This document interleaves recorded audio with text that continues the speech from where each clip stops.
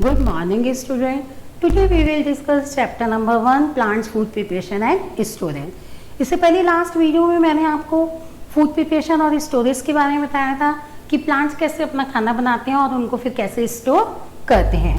आज के इस वीडियो में हम डिस्कस करेंगे interdependence of plants and animals, कि प्लांट्स और एनिमल्स कैसे एक दूसरे के ऊपर डिपेंड होते हैं। अब आप जानते हैं, आपको मैंने बताया था कि प्लांट्स अपना खाना कैसे बनाती है। वो क्या करती है, एयर जो होती है उससे कार्बन डाइऑक्साइड लेती है और ऑक्सीजन गैस छोड़ती है।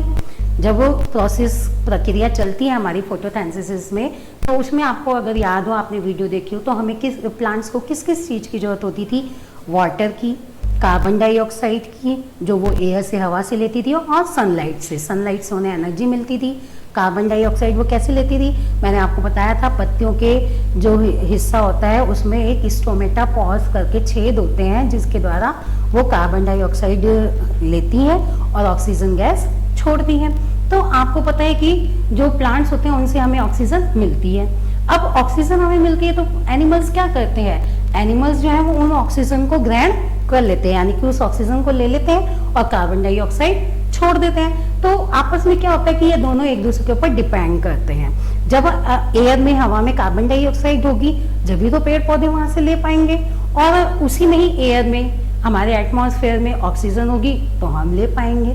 तो इस प्रकार से प्लांट्स और एनिमल्स दोनों ही एक दूसरे के ऊपर डिपेंड करते हैं। ये इस टॉपिक में बताया गया है। अब यहाँ पे आपके बुक का पेज भी ओपन है जो आप देख रहे होंगे, और अगर आपके पास बुक है तो आप ओपन भी कर सकते हैं। अब हम चैप्टर पढ़ लेते हैं, ये टॉपिक बुक में क्या लिखा है रीड आउट करते हैं। Okay, let's start. Interdependence of plants and animals. Animals and plants depend on each other.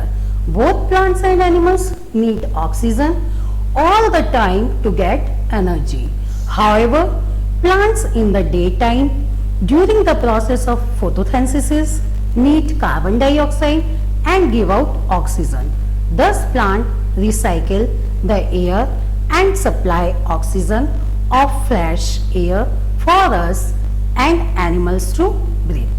अब इस पैराग्राफ में वो क्या समझा रहे हैं कि animal and plants depend on each other, दोनों एक दूसरे पर डिपेंड करते हैं। जैसे कि मैंने आपको बताया, both plants and animals need oxygen all the time to get energy.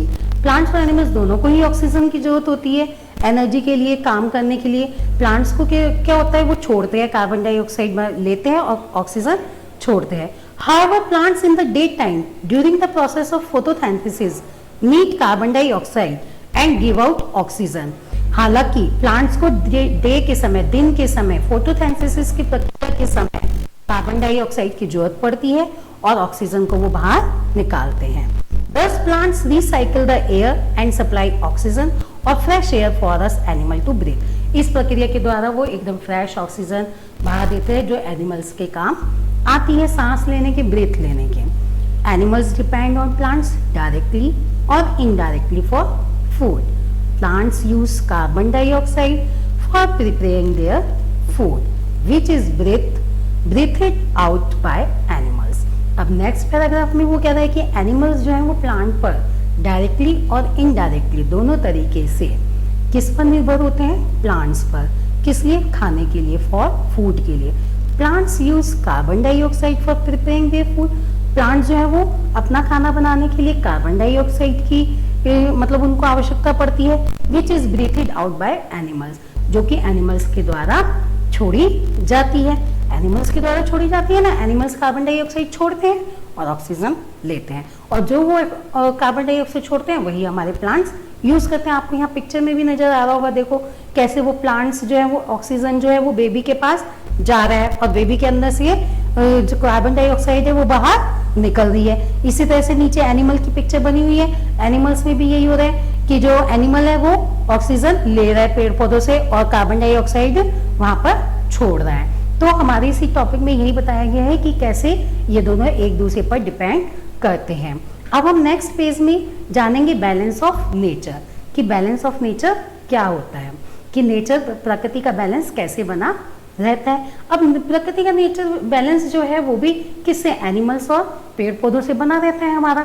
अगर मान लो इसमें हम ये होता है कि एनिमल्स ज़्यादा हो जाएं तो क्या होगा, एकदम से अगर एनिमल्स की जो है नंबर्स बढ़ जाते हैं तो हमारे प्रकृति का संतुलन बिगड़ जाएगा ना, क्योंकि एनिमल्स को क्या जरूरत होगी, ऑक्सीजन की ज़्यादा जरूरत होगी, ज़्यादा एनिमल्स होंगे तो ज़्यादा जरूरत होगी, और पेड़ पौधे अगर कम होंगे तो फिर हमें क्या होगा, ऑक्सीजन भरपूर मात्रा में नहीं मिल पाएगी, है ना। तो हम अब अपना नेक्स्ट हमारा पेज आ गया, ओपन हो गया, अब हम उसको पढ़ते हैं। Okay, balance of nature. We now plants and animals depend on each other. What would happen if the number of animals increases suddenly? अब वो इसी में यही कह रहे हैं कि हम जानते हैं प्लांट्स और एनिमल एक दूसरे पर निर्भर हैं। अब एकदम से अगर एनिमल्स की जनसंख्या बढ़ जाएगी, इंक्रीज हो जाएंगे तो क्या होगा, अब वो यही पूछे। अब आगे पढ़ते हैं हम क्या बताता है वो। If the number of animals will increase, the food will become less as the exciting plants may not be able to supply food. Moreover, there will be less oxygen for the animal to breathe. Thus, the balance of nature will be disturbed. तो इसमें वो यही कह रहे हैं कि अगर animals के नंबर्स बढ़ जाते हैं, इंक्रीज हो जाते हैं, तो खाना क्या है, जो फूड है वो कम हो जाएगा, लेस मतलब कम हो जाएगा, और जो एक्साइटिंग प्लांट्स यानी कि जो वर्तमान में मौजूद हैं प्लांट्स, पेड़ पौधे जो मौजूद हैं वो उनको पूरी आपूर्ति नहीं कर पाएंगे उनके खाने की, खाना एकदम से कम पड़ जाएगा ना। Moreover there will be less oxygen for the animals, और जो ऑक्सीजन है वो भी कम पड़ेगी उनके लिए, एनिमल्स के लिए सांस लेने के लिए, तो उससे क्या होगा, प्राकृतिक का जो बैलेंस है वो डिस्टर्ब हो जाएगा। ये एकदम से अगर जनसंख्या बढ़ जाती है तो क्या होता है कि बैलेंस हमारा बिगड़ जाता है, खाना भी कम पड़ जाएगा। अब मान लो कभी आपके घर में अचानक से ही कोई गेस्ट आ जाए, अब आपको नहीं पता हो, तो आपने उनके हिसाब से थोड़ी ना बना रखा होता है, तो फिर क्या करते हैं हम फटाफट से अरेंजमेंट करते हैं। लेकिन प्लांट्स कैसे करेंगे अरेंजमेंट, अगर एकदम से जनसंख्या बढ़ जाती है तो प्लांट्स थोड़ी ना एकदम से ऐसे अरेंजमेंट कर पाएंगे कि जल्दी से उनके लिए खाना तैयार कर दे और उनके लिए खाना दे दे। वो तो जितने ज़्यादा प्लांट्स होंगे उस हिसाब से ही होगा। तो अगर हमारे प्लांट्स की जनसंख्या ज़्यादा होती है और पेड़ों की भी ज़्यादा होती है और एनिमल्स की भी ज़्यादा होती है, तब वो प्राकृतिक में बैलेंस बनाए रखेंगे। तो हमारा क्या बनता है कि हमें प्लांट्स और एनिमल्स दोनों में ही बैलेंस बनाकर रखना पड़ेगा, नहीं तो क्या होगा कि हमारे क्या है, प्रकृति का जो बैलेंस है वो बिगड़ जाएगा, डिस्टर्ब हो जाएगा सारा। इसके लिए हमें क्या करना होगा, पेड़ों को कम से कम काटना होगा और ज़्यादा से ज़्यादा उनको लगाना होगा, ताकि ऑक्सीजन की सप्लाई जो है वो एकदम हमारी अच्छे से चलती रहे, क्योंकि हमें भी तो एनिमल्स के साथ साथ हमें भी तो ऑक्सीजन चाहिए ना, ह्यूमंस को भी। तो अगर हमें भी नहीं मिलेगी तो फिर हमें भी सांस लेने में कितनी कठिनाई होगी, है ना। तो इसीलिए हमें ये बैलेंस बनाकर रखना पड़ेगा। लास्ट 2 लाइन्स में वो क्या कहते हैं, the interdependence of plants and animals help maintain a balance.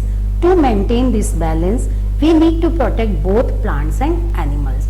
उसके लिए हमें बोथ यानी कि दोनों ही प्लांट्स और एनिमल्स दोनों को ही सेव करके, सुरक्षित करके रखना होगा। इसके साथ ही आपका ये चैप्टर जो है वो फिनिश्ड हो गया है, कंप्लीट हो गया है। इसके अंदर मैंने आपको अच्छे से सब कुछ एक एक टॉपिक समझा दिया है। आई होप आपको अच्छे से समझ में आया होगा। अब आपको घर पे अच्छे से ये और भी रीड आउट करना है और समझना है। अगर बच्चों आपको ये अच्छे से समझ में आया है वीडियो, तो आपको इसको समझ के, पढ़ के एक बार लाइक जरूर करना है। Okay, thank you.